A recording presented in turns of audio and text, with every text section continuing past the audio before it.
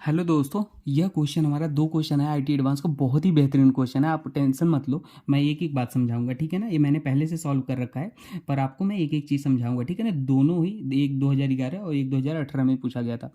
बहुत ही इंपॉर्टेंट है। आपको ये दोनों क्वेश्चन कुछ ना कुछ बातें सिखाएंगे। तो मेरा मोटिव है कि क्वेश्चन के थ्रू आपको कुछ नई बातें सिखाना है, ठीक है। नॉर्मल केस तो सबको पता होता है, पर थोड़ा सा जो कॉम्प्लिकेशन आता है ना, जो थोड़े से स्पेशल केस होते हैं, वो वाले क्वेश्चन है। तो आइए सीखते हैं। देखिए, यहाँ पे हमारे पास एक विनाइलिक ईथर गिवन था। ये विनाइलिक ईथर होता है, ठीक है। इसमें हमारा जो रिएजेंट था अल्कोहल और एसिड था। तो अब बात आती है कि हमारा यहाँ पे अल्कोहल का ऑक्सीजन का लोन पेयर अटैक करेगा एच प्लस पे, या ये डबल बॉन्ड अटैक करेगा। तो देखो यहाँ पे जो होगा ना, हमारा ये डबल बॉन्ड अटैक करता है एच प्लस पे। क्यों करता है वो आगे पता चलेगा। देखो जैसे ये डबल बॉन्ड हमारा क्या किया, ये जाके एच प्लस पे अटैक किया, ठीक है। तो हमारा यहाँ पे कार्बोकैटायन बना। अब देखो कार्बोकैटायन किसी के मन में होगा सर यहाँ पे क्यों नहीं बना, वहाँ पर भी बना सकते थे। पर देखो ये कार्बोकैटायन इसके साथ बैक बॉन्डिंग कर रहा है, क्योंकि कार्बोकैटायन के पास पी ऑर्बिटल होता है।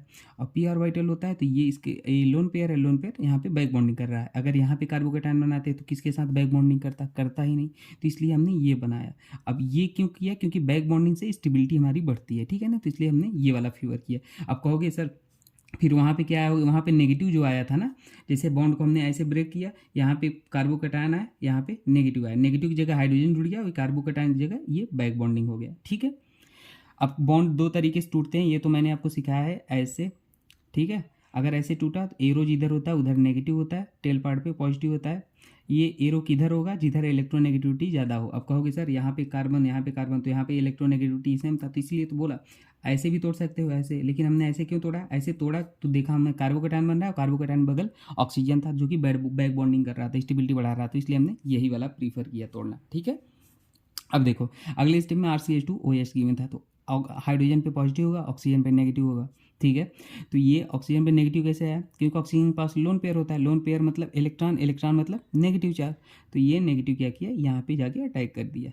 और ये हाइड्रोजन को हटा दो, ये न्यूक्लियोफाइल का काम करेगा, यहाँ पे अटैक किया। तो ये OCH2R आके जुड़ गया, ठीक है। ये पूरा पार्ट ये जुड़ गया, ठीक है। ये हमारा बन गया। अब देखो क्वेश्चन पूछा था ना कि एसिटल है हेमी एसिटल है। तो देखो हेमी एसिटल क्या होता है, एक कार्बन से एक ओ आर जुड़ा होता है, एक OH जुड़ा होता है, तो उसे हेमी एसिटल बोलते हैं।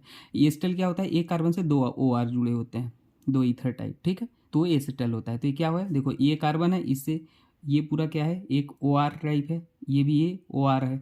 तो क्या हो गया, ये एसिटल हो गया, ठीक है। समझ आई। अब देखो अगला क्वेश्चन देखते हैं, ये वाला बहुत ही अच्छा क्वेश्चन। इसमें एक्स पूछा था आपसे और ये प्रोडक्ट बना के गिवन था। जैसे चार ऑप्शन थे ना, उसमें चारों ऑप्शन में आपको गेस करना था कि एक्स क्या होगा। तो देखो क्वेश्चन के थ्रू ही आपको हिंट था। उस क्वेश्चन में जितने भी ऑप्शन थे ना, 5 मेंबरिंग था।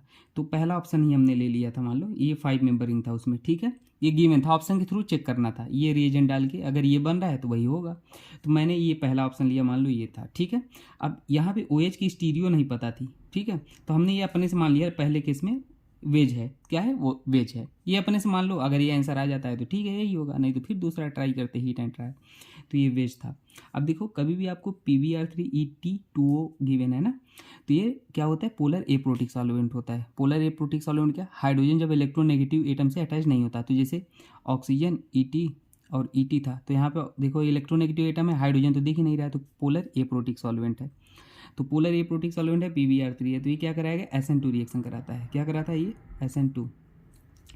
तो SN2 कराएगा। तो SN2 में क्या होता है पता है, अगर ये अल्कोहल वेज पे है तो आने वाला न्यूक्लियोफाइल, यहाँ पे न्यूक्लियोफाइल क्या था, Br-, वो डैश पे हो जाएगा। तो देखो ये Br- यहाँ पे डैश पे जाके जुड़ गया, मतलब इन्वर्जन होता है। SN2 में क्या होता है, इन्वर्जन होता है। बात समझ रहे हो आप, इन्वर्जन होता है SN2 में।